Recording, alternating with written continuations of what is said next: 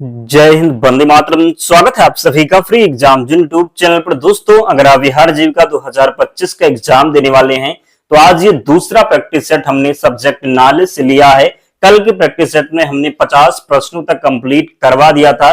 अगर आपने वो वीडियो अब तक नहीं देखी है तो प्लेलिस्ट में जाकर के जरूर देखें, निश्चित ही यहां से आपका बहुत ही फायदा होगा। तो चलिए आज हम देखते हैं 51 नंबर प्रश्न से। तो आपको सेशन में अंत तक बने रहना है और अंत में कमेंट करके अपना स्कोर जरूर बताना है। तो प्रश्न है आपके सामने, डिजिटल लेन देन बढ़ाने की योजना कौन सी है? तो ई विहार, डिजिटल इंडिया, जीविका बाजार या फिर डिजिटल फाइनेंशियल इंक्लूजन। तो सही उत्तर डी ऑप्शन का चयन जिसने भी किया है, डिजिटल फाइनेंशियल इंक्लूजन इसका राइट आंसर हो जाएगा, याद रखेंगे। 52 नंबर प्रश्न है, डीबीटी का पूरा नाम क्या है? डीबीटी का पूरा नाम क्या है? Direct benefit transfer, digital banking transaction, direct bank transfer, debit based transfer. तो बताना है कि डीबीटी का पूरा नाम क्या होगा। तो सही उत्तर आप लोग जरूर कमेंट करते रहें। तो डीबीटी का जो पूरा नाम है क्या होगा? डायरेक्ट बेनिफिट ट्रांसफर इसका सही उत्तर हो जाएगा। डीबीटी का पूरा नाम डायरेक्ट बेनिफिट ट्रांसफर इसका राइट आंसर होगा। अगला प्रश्न है, मोबाइल बैंकिंग सुविधा कौन देती है? लोन सखी, बीसी सखी, जीविका मित्र या फिर फाइनेंस सखी। तो बताना है कि मोबाइल बैंकिंग सुविधा कौन देती है? तो मोबाइल बैंकिंग सुविधा बीसी सखी क्या होगा? तो बीसी सखी राइट आंसर होगा। अगला है, ई शक्ति पोर्टल किससे जुड़ा है? ई शक्ति पोर्टल किससे जुड़ा है? एसएसजी डेटा प्रबंधन से, कृषि रिकॉर्ड से, स्वास्थ्य रिकॉर्ड से या फिर पंचायत फंड से। तो आपको बताना है कि ई शक्ति पोर्टल किससे जुड़ा है। तो ई शक्ति पोर्टल जुड़ा हुआ है एसएसजी डेटा प्रबंधन से, याद रखेंगे। आपको अंत में स्कोर जरूर बताना है। तो जब आप प्रैक्टिस सेट प्रारंभ करें तो एक कॉपी लीजिए, आप 1 नंबर से लिख करके और 50 नंबर तक लिख लीजिए और जो प्रश्न आपसे सही हो उसके आगे सही टिक कीजिए और जो गलत हो उसके आगे गलत टिक करना है और अंत में बताना है काट पीट के कि कितने प्रश्न आपसे सही हो रहे हैं। तो अंत में स्कोर जरूर कमेंट करना है। अगला है, ई शक्ति प्रोजेक्ट किसके सहयोग से शुरू हुआ? आरबीआई, नाबार्ड, एसबीआई या फिर विश्व बैंक। तो ई शक्ति प्रोजेक्ट किसके सहयोग से शुरू हुआ? तो ई शक्ति प्रोजेक्ट शुरू हुआ नाबार्ड के सहयोग से। आपसे पूछ लिया जाता है कि नाबार्ड की स्थापना कब हुई? तो 1982 में, याद रखना है। अगला है, एमआईएस का उपयोग किसके लिए होता है? कृषि योजना, बैंकिंग या फिर निगरानी व रिपोर्टिंग। तो बताना है कि एमआईएस का उपयोग किसके लिए होता है? तो एमआईएस का प्रयोग होता है निगरानी व रिपोर्टिंग के लिए। किसके लिए? तो निगरानी व रिपोर्टिंग के लिए एमआईएस का उपयोग किया जाता है, याद रखना है। अगला है,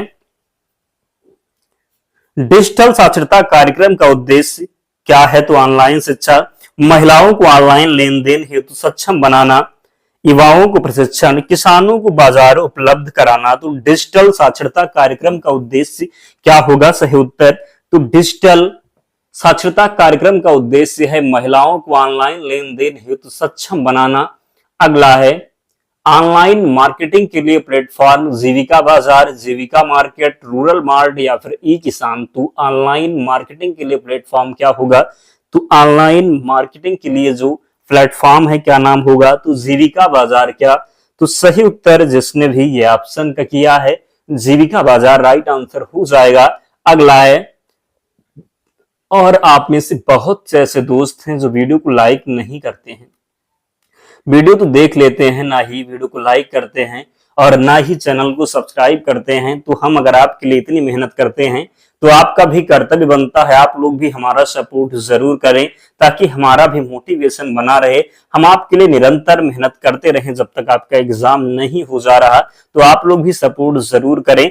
अगला है, प्रश्न है कि एसएसजी डेटा एंट्री ऐप कौन सा है? जीविका ऐप, ई जीविका, एसएसजी ट्रैकर या फिर डिजिटल जीविका। तो एसएसजी डेटा एंट्री ऐप कौन सा है? एसएसजी डेटा एंट्री ऐप कौन सा है? तो जीविका ऐप है। क्या है? तो जीविका ऐप है, याद रखेंगे। अगला है, ई कॉमर्स विक्री हेतु जीविका किससे जुड़ा है? अमेजन, फ्लिपकार्ट, जेम पोर्टल या फिर पेटीएम हो जाएगा।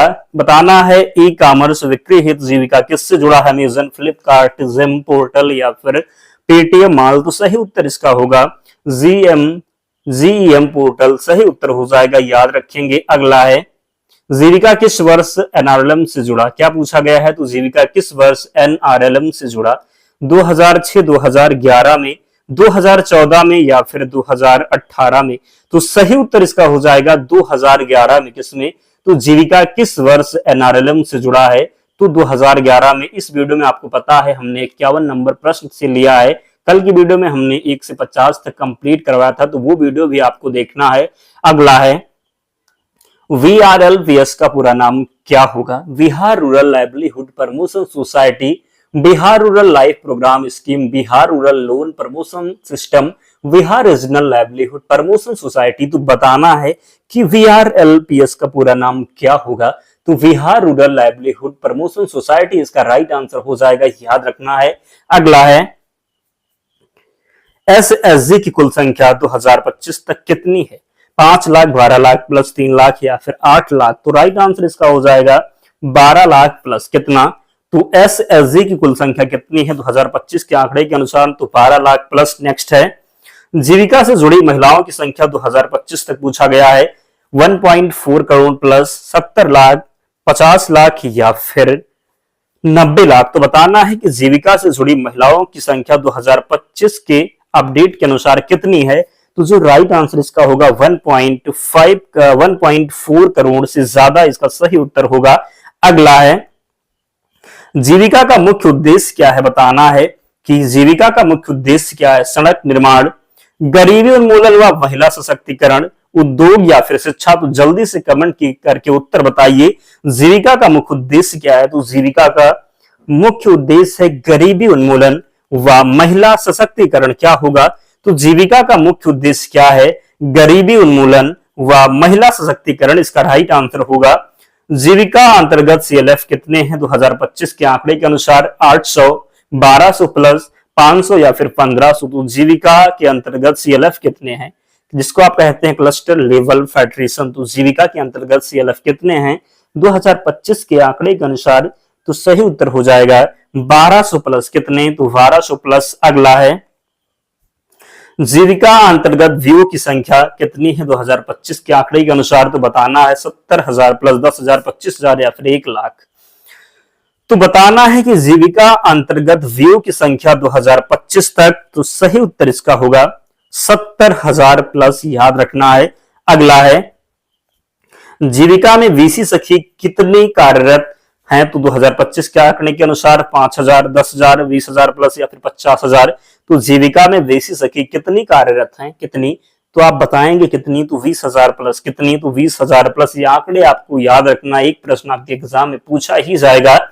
अगला है जीविका SSG को किस नाम से जाना जाता है, महिला स्वयं सहायता समूह, महिला संघ, महिला समिति या फिर महिला संगठन। तो बताना है कि जीविका SSG को किस नाम से जाना जाता है, जीविका SSG को किस नाम से जाना जाता है, तो महिला स्वयं सहायता समूह इसका राइट आंसर होगा। क्या होगा, तो जीविका SSG को किस नाम से जाना जाता है, तो महिला स्वयं सहायता समूह। अगला है जीविका का संचालन किस विभाग के अधीन है, वित्त विभाग, ग्रामीण विकास विभाग, शिक्षा विभाग या फिर कृषि विभाग। तो जीविका का संचालन किस विभाग के अधीन है, तो जीविका का संचालन है ग्रामीण विकास विभाग के अधीन। किसके, तो ग्रामीण विकास विभाग के अधीन है जीविका का संचालन। महिला किसानों का तकनीकी सहायता कौन देता है, पूछा गया है कि महिला किसानों को तकनीकी सहायता कौन देता है, कृषि विभाग, जीविका, नाबार्ड या फिर सहकारी बैंक। तो बताना है कि महिला किसानों को तकनीकी सहायता कौन देता है, तो जीविका सही उत्तर होगा। क्या, तो महिला किसानों को तकनीकी सहायता कौन देता है, तो जीविका।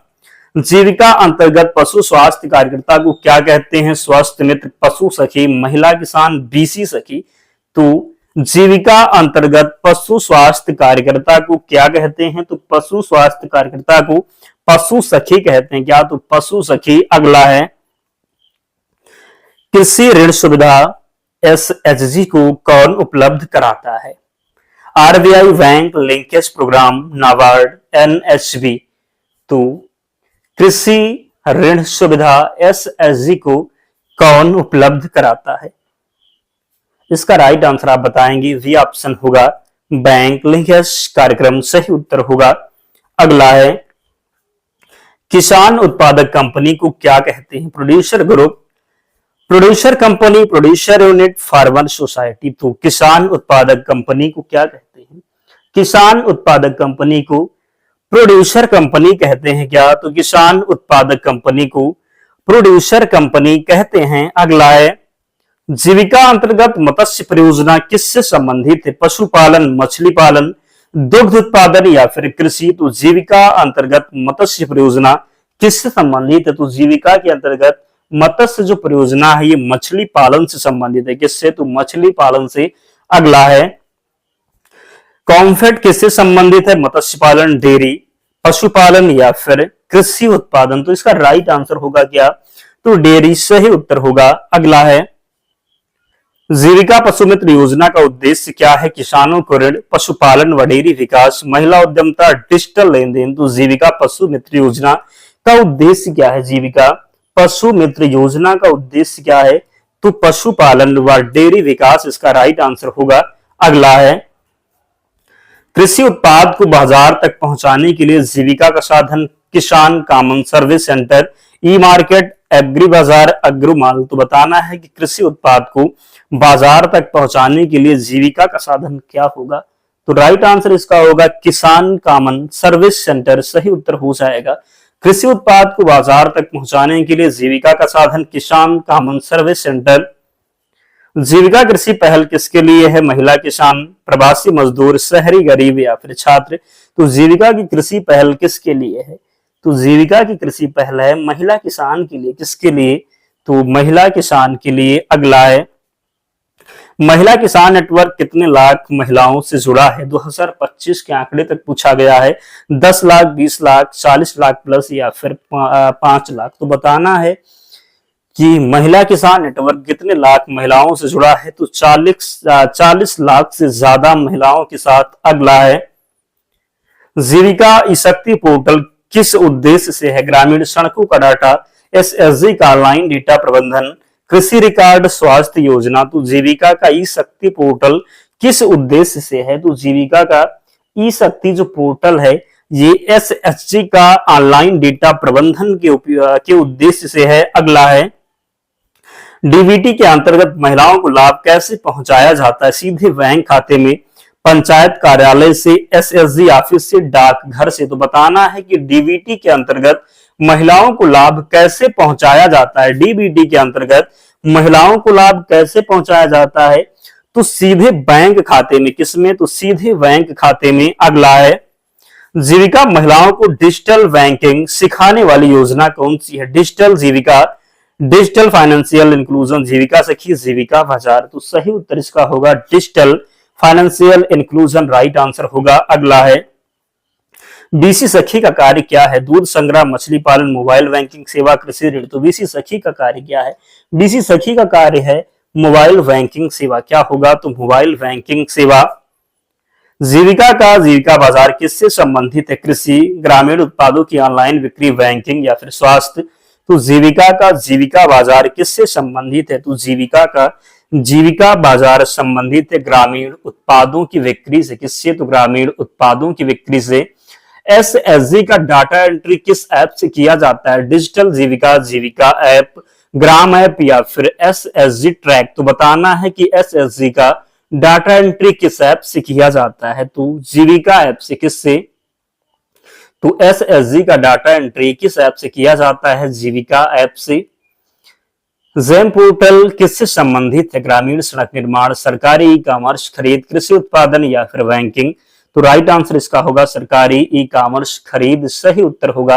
याद रखना है, गलती नहीं करना है।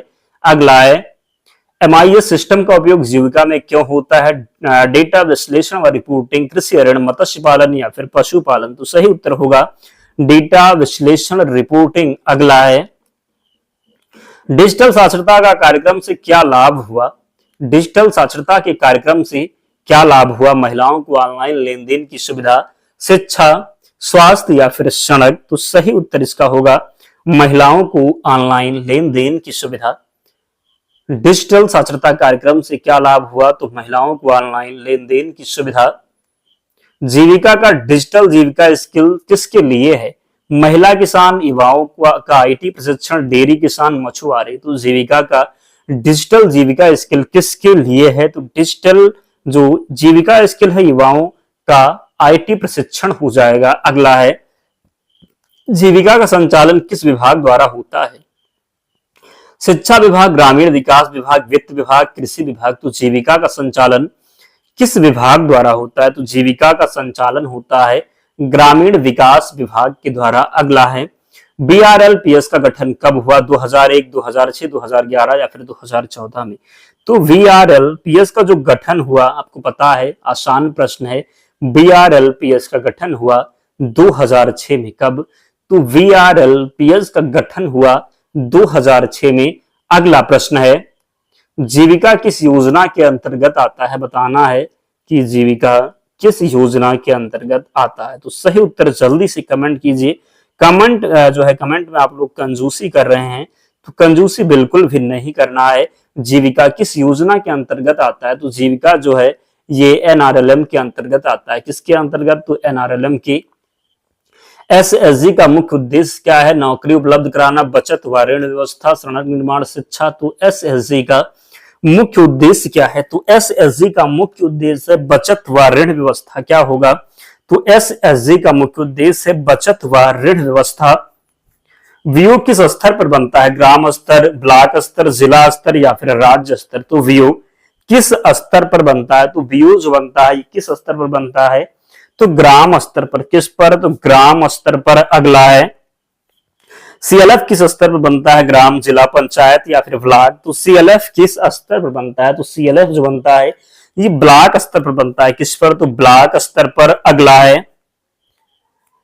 प्रोड्यूसर कंपनी का गठन किसके लिए होता है? महिला, स्वास्थ्य, कृषि व किसान उत्पाद, शिक्षा या फिर डिजिटल सेवा। तो प्रोड्यूसर कंपनी का गठन किसके लिए होता है? तो प्रोड्यूसर कंपनी का गठन होता है कृषि व किसान उत्पाद के लिए। किसके लिए? तो कृषि व किसान उत्पाद के लिए।